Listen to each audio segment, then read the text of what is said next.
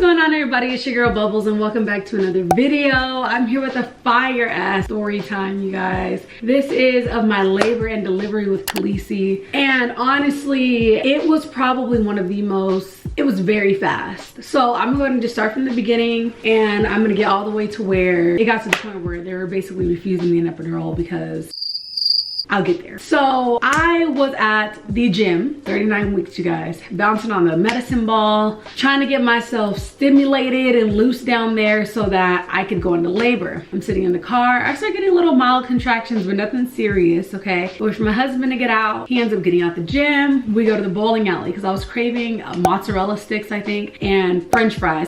So I was like, okay, babe, we're gonna go get some mozzarella sticks, some French fries, da da da da. He was like, all right, cool, let's go. So we're driving there. I'm getting more contractions. Contractions in the sense of like, I thought it was Braxton Hicks. Now, I don't know if you guys have seen my story time about my son. I'll probably do that story time again because birth story times are so easy to remember because it was such like a traumatic time, but it was like beautiful at the same time.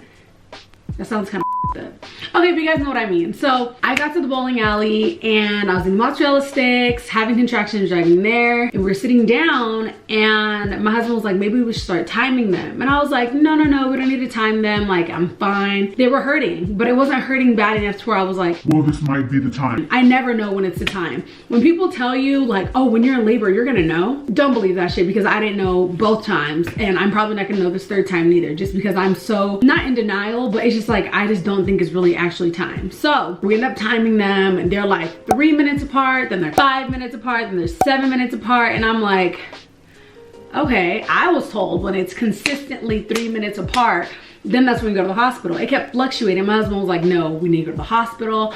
My best friend Britt was like, you need to go to the hospital. And I was like, no, like, y'all gotta chill. We're not. I was like, let's just go home. I get in the bathtub, relax a little bit, and maybe I'll start feeling better. I get home and I get in the shower. I'm showering. Okay. Then I stop. And I was like, whoa. We gotta go to the hospital, babe. Like, we have to go to the hospital. Like, we just got back from the gym though, so we both went to shower. So I was like, maybe we should go to the hospital. So my husband gets out and he goes into the shower. I mean, I get out and then I'm over here in the room just chilling. And my husband gets in and like 5 minutes pass and I'm like, yo, this is hurting so bad.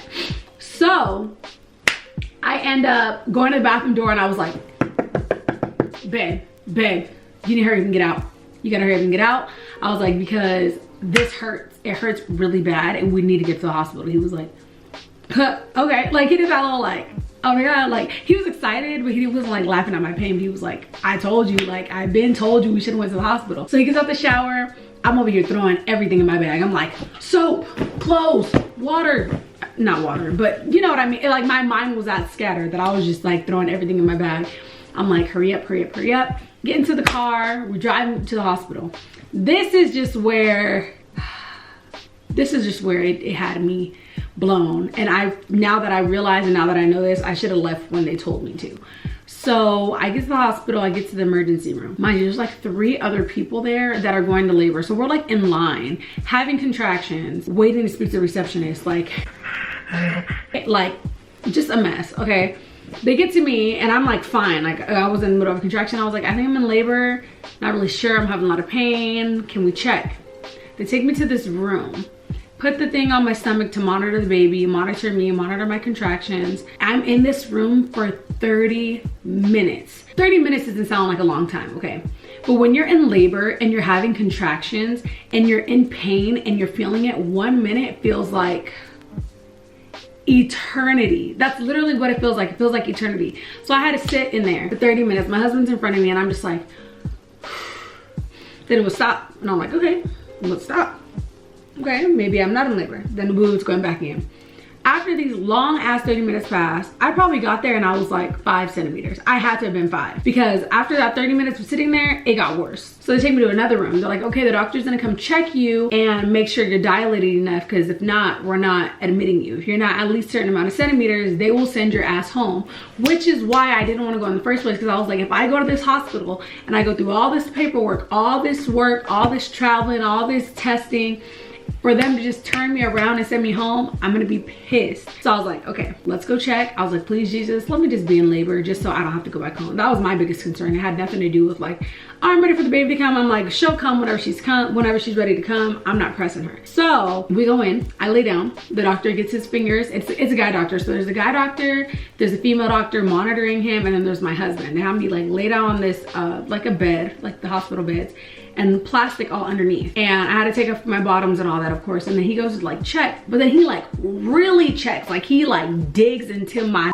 and I was like, okay, ow, you know. And as soon as he did, water went everywhere, like Niagara Falls, Johnny Tsunami, all over the place. And I was like,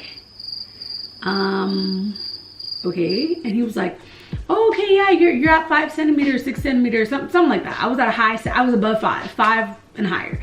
He was like, okay, yeah, we're gonna put you in a room, you're in labor, and basically just wait it out. So while I'm over there in labor, I'm like,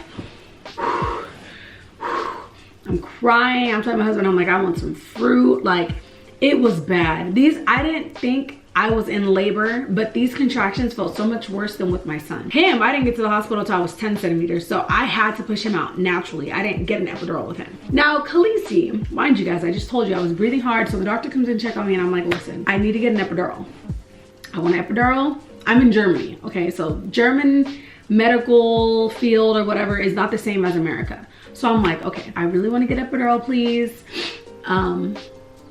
Like now, you know. And then he was like, okay, well, there's alternatives. What alternatives? Like, I need the pain gone, you know. So she offered me gas, and I was like, no, I don't want any gas. I don't want any fumes to put me to sleep. No. She offered me what was the other thing? It was gas, some type of numbing cream or something. I don't know what they were offering me all this crazy stuff, and I had to keep telling them, no, I don't want that, I want epidural. No, I don't want that, I want epidural. And then eventually I was like, no shots, no laughing gas, no rubbing cream, no nothing. I want an epidural. So it was like, okay, I'll go get you an epidural. We're gonna get you an epidural. I need you to fill out this paperwork. And I was like, oh my God. Mind you, I'm in labor, you guys. I'm having contractions. You can't focus when you're in labor. That it's not something that you could be like, oh, let me sit down and fill out paperwork. So I had to have my husband do it, okay? Bless his heart, that man. He was so patient and just understood, because I was probably being a complete asshole in the middle of this, but I was just desperate to like get the pain gone. He's over here asking me questions like, babe, like, what's your blood type and this and this, and I'm like, oh my God. Like, I don't even know the answers to the questions that you're asking me right now. Like, I don't. So he was over here asking me questions, and I was trying to get fussy at him. You guys, it took these people like 30 minutes to bring me my epidural, which doesn't sound like a long time, but once again, that's a lot. I think by the time they gave it to me, I had to have been like 7 or 8 centimeters. I had to have been, because an hour after that, I was pushing. So my whole thing is this, okay? They ended up coming to get the epidural, and then I was filming, okay? Because everybody wants to film their labor and delivery. Of course, I want to be able to look at it later on in life when my kids are older. So I had my husband filming for me, and they had the nerve. Granted, I get it. People don't want their faces in and stuff, but they were like, you can't film this, you can't film. I'm filming my baby being born. Like, there's just no way that, like, if you guys don't want your face in it, turn your backs. Like, I don't know what to tell you. Like, I'll push the baby out myself and pull it out myself. But I was just like, after they had it wasn't even like refusal. It was one of those things where it was just like, well, there's a better version of this. Like, you can get this and it'll take away the pain too. Not as much, but it's like, no. Like, they try to do natural births all the time out here in Germany, which I respect and I love.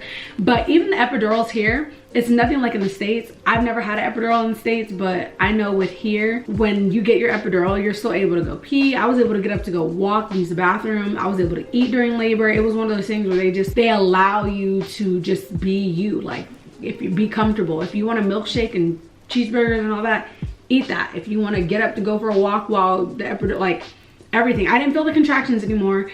I still felt pressure. Like, I knew when it was time to push, you know?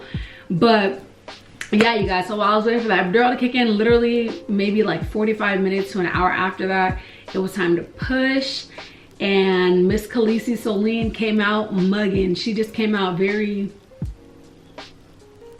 like, she didn't say nothing. She just came looking, and we were like, okay, she's not crying. The doctor was like, so they had to like do this thing to her chest and like make her, like, her eyes were open, but we couldn't, she wasn't, I don't know if she wasn't breathing or not, but they did this thing to her chest like this, and all of a sudden she was like, nah, and I was like, oh, Woo, praise the Lord. Okay, we're safe. Woo. But that was my experience. It was not very, like, at the moment it was very horrific, but now that I look back on it, I'm like, okay, maybe it wasn't that bad, but it was that bad. If you've ever had a kid and you've ever been in labor, you guys know how bad the pain be when you're in labor. There's just no way to escape it. But that is my story time on my labor and delivery with Miss Khalessi Celine. I hope you guys enjoyed my story. If you guys aren't new to my channel, go ahead and hit that subscribe button. I hope you guys all enjoyed this video. Thank you guys all once again for watching. Don't forget to like, comment, share, and subscribe. And I will see y'all next time with the next video.